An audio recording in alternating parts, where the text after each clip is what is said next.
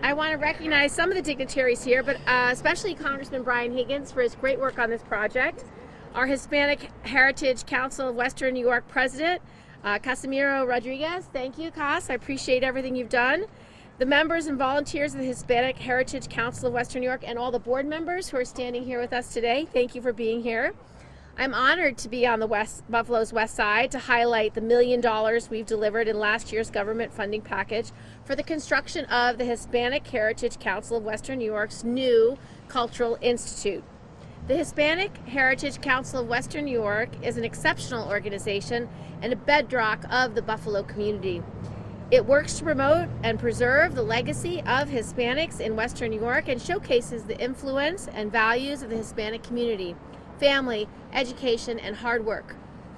Buffalo, New York State, and our entire country would not be the same without this community's many contributions to arts, culture, business, education, and more. I'm so proud of this organization's many accomplishments, and I'm excited to see you take advantage of the many opportunities before you. I'm honored to stand here today to highlight the $1 million in federal funding that Congressman Higgins and I were able to deliver for the construction of a brand new Hispanic Heritage Cultural Institute.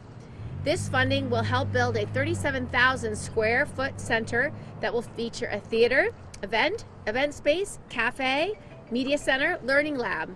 It will be warm, welcoming, and wonderful for the entire community to meet, learn, and rejoice.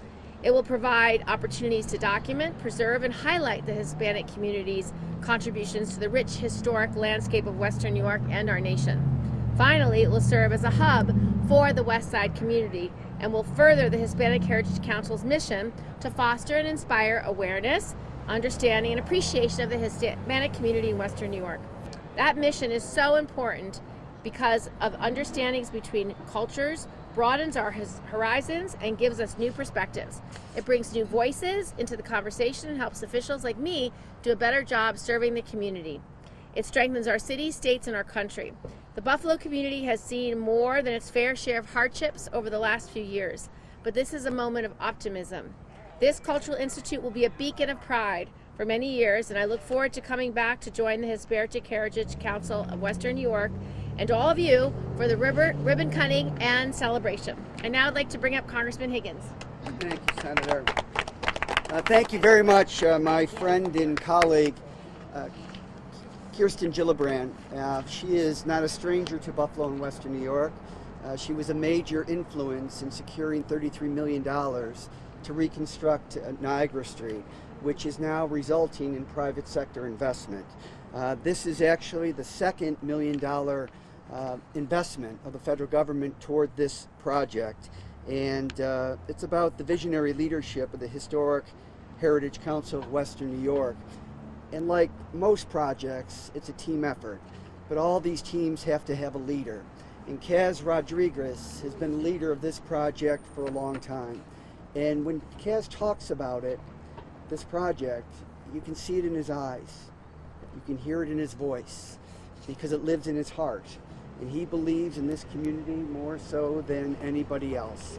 He is a true leader in our community, and we are so fortunate to have him as a friend, as a leader, and for the 45,000 Hispanic members of our community, he has been an extraordinary friend and leader as well.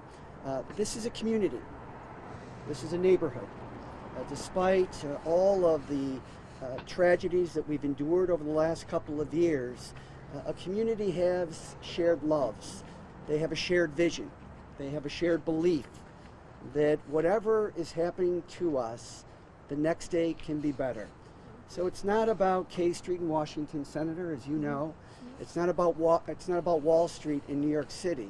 It's not even about Main Street. It's about the neighborhood streets where real people live and struggle every single day. And at the end of that day, they still find a reason to believe. So we are so pleased to be able to do this, and so fortunate to have the support of my friend and colleague, Senator Gillibrand. And we have, in addition to the funding, we have something special to hand over, both the Senator and I, to add to this Hispanic Heritage Cultural Institution museum collection. 10 years ago, the Hispanic Heritage Council of Western New York was a national champion for legislation awarding the Congressional Gold Medal to the United States Army 65th Infantry Regiment, known as the Buccaneers. Today, we present an official copy of that law so that it will be a reminder to all who visit the museum of the faithful service of the Buccaneers and the tireless advocacy of the Hispanic Heritage Council of Western New York. Congratulations, sir. Ted, you're up. Thank you. Thank you very much, Senator Gillibrand and Congressman Higgins. If there's one word that describes our feelings as a community and as an organization, is grateful. Very grateful for the support of government. Our communities have a chance to thrive because of the support that we receive from government. And this is a testament, this award, towards the construction of the first in upstate New York Hispanic Heritage Cultural Institute. This support is a testament to that government and community working together so that our communities thrive. I want to, from the deep sentiments of my heart and the heart of our organization, thank Senator Gillibrand and Congressman Higgins, for their support, and also for everything that they do, not only for our community, this institute, but for Western New York. You know, as we look around the streetscape and the landscape of the Hispanic Heritage District, Avenida San Juan, the Niagara Street corridor, where we're able to be one of the first communities that is visited when you cross the border from Canada to the USA. This is our community, and we're very proud of this community, and that is why very soon we'll be groundbreaking to build the first in upstate New York Hispanic Heritage Cultural Institute. I'd like to thank your staff, Senator Gillibrand, and your staff, Congressman Higgins. You know, when I reached out to both offices, there was no waiver, there was no stuttering, and there was no hesitancy to support this crown jewel for our community. And we're forever grateful for your support, the support of your staff, and all your colleagues in Congress that were able to vote for this donation, a contribution to this project. So on behalf of our board of directors, which some of them are here with us today because many of them work during the day. It's a volunteer board of directors, no paid staff. We will have a paid staff once we build the institute, and that's part of the plan. But, you know, on behalf of all of them, we'd like to extend our gratitude and our appreciation to both you, Senator Gillibrand and Congressman Higgins, for all your support. We can't do this alone. We do it with partners from government, from the private public sector, from corporations, from foundations, and all of the above. So we are very grateful for this day and grateful for your support. Thank you. Thank you. So is this the rendering? It's beautiful. It looks great. It's lovely. It's really going to be beautiful. Do you guys have any on-topic questions first? When's it going to open? Go ahead, Cass. We plan on groundbreaking next month in September, and we hope to be open the fall of 2024. 20. That's the schedule. So a year. Next year. Yeah, next year. Is there any state money going into this project? Absolutely. This has been a collaborative effort between the governor, Governor Kathy Hochul, our New York State Assembly, our New York State Senate, all government, county, city, everyone working together for a common cause, and that is so that our community can have something that's well deserved by all of them, where we can preserve and also promote our history, our heritage, and our culture. Any other questions? Great. Well, thanks. We'll do off topic separately. Yeah. Thank you, guys. Thank you. Thank you very much. Thank you all.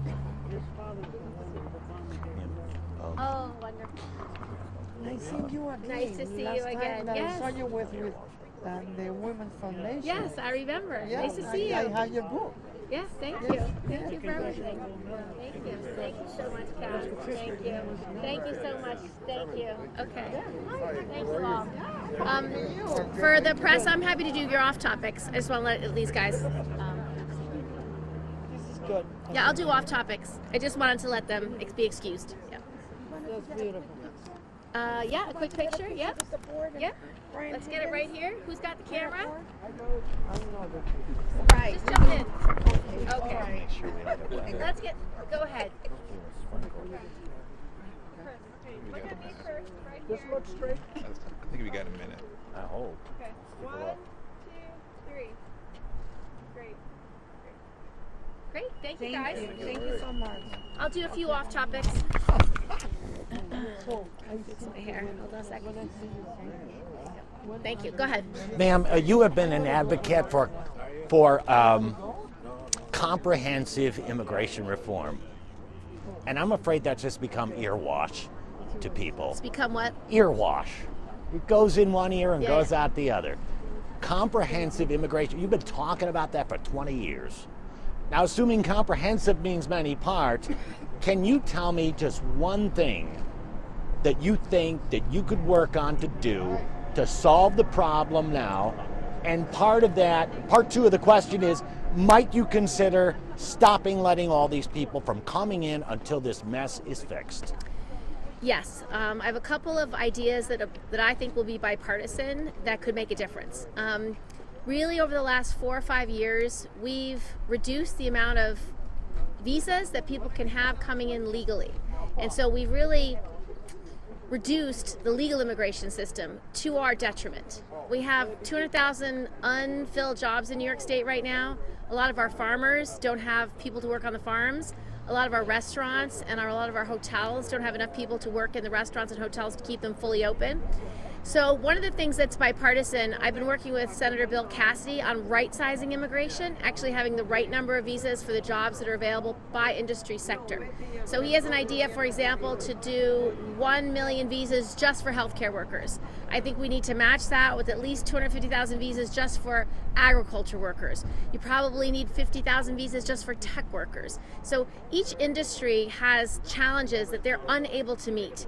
And if we created an immigration system that you had to apply from country of origin, which President Biden is trying to do right now, and if you don't, you're not eligible, match it with sponsors, you could create a much healthier legal immigration system so there'd be less pressure of people coming to the border, which is very dangerous. You got people living on the streets. It's unmanageable. Yeah. It's not working.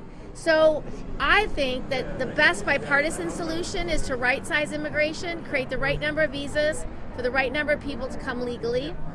In the meantime, I'm working on legislation to shorten the number of days they have to wait. Right now, they have to wait 180 days before they can start working. That's 6 months.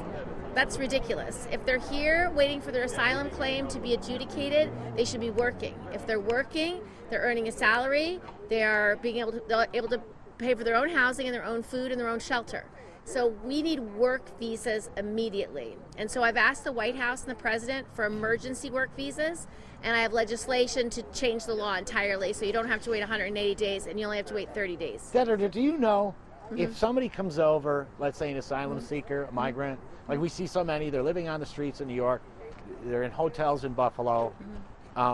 If they're over here and it takes all this time to get, their case adjudicated, if they have a child, are they granted automatically to stay here? Because now you have a U.S. citizen here. No, you still have to apply. Everything's required. There is a legal immigration system. It's just slow.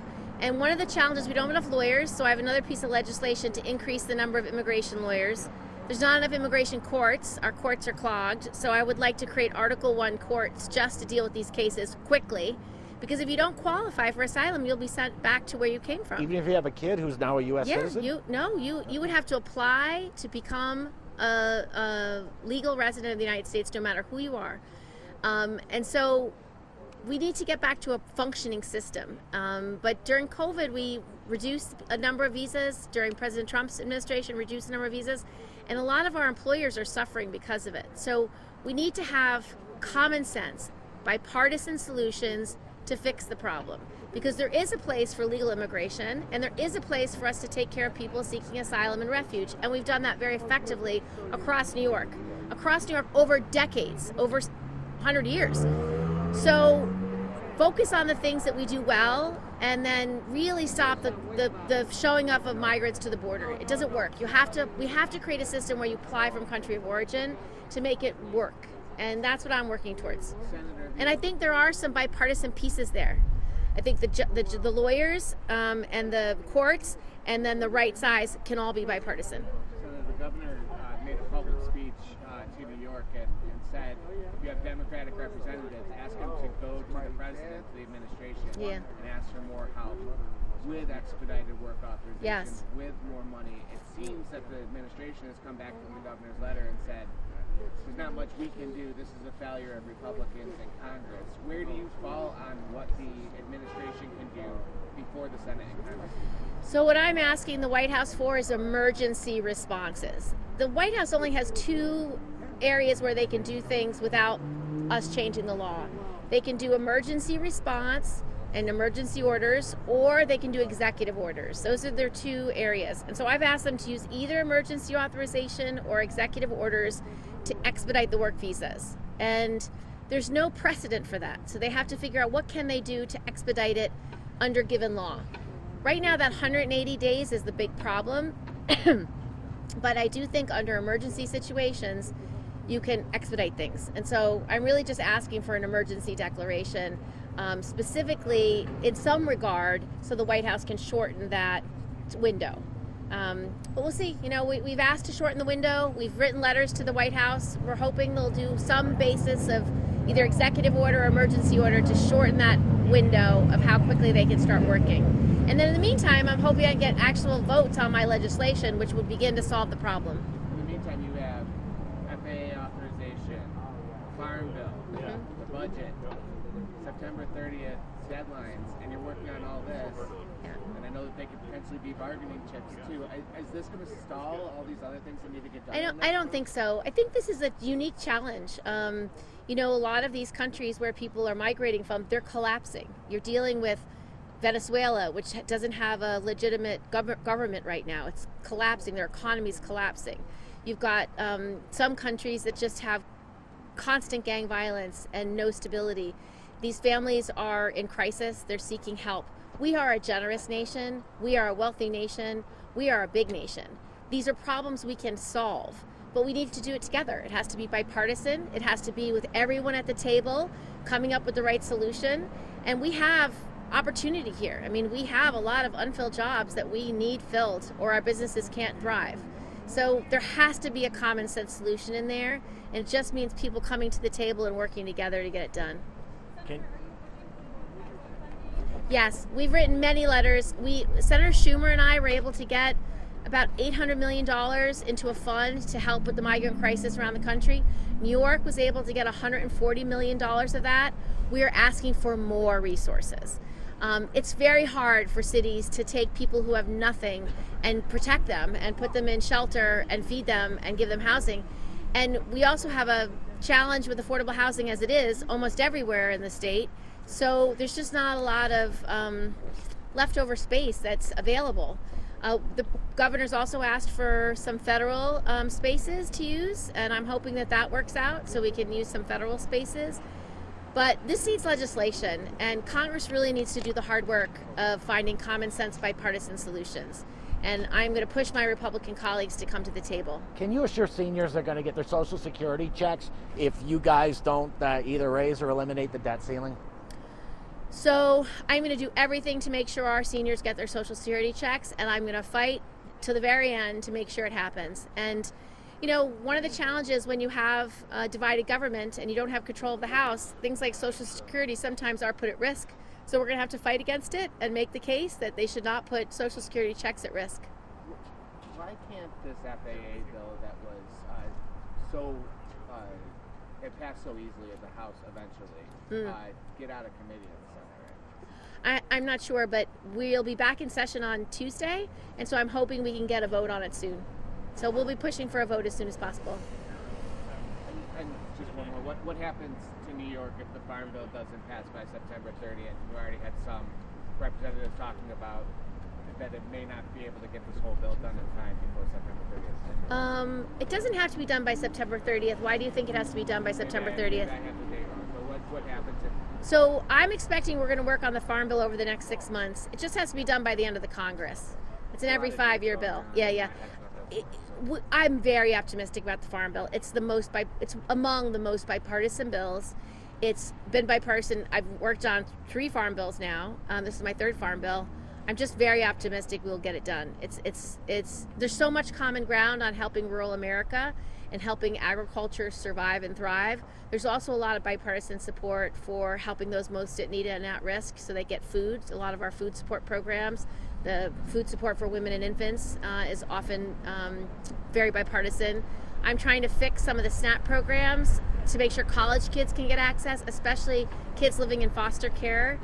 They don't have parents to go home to once they hit 18. They need food. So food support is something you also do in the Farm Bill. And I think those 2 issues, rural development, helping our farmers, as well as food security, are the things that bring people together. So I'm optimistic about the Farm Bill. Is everybody good? Great. Thanks for coming out. I really appreciate it.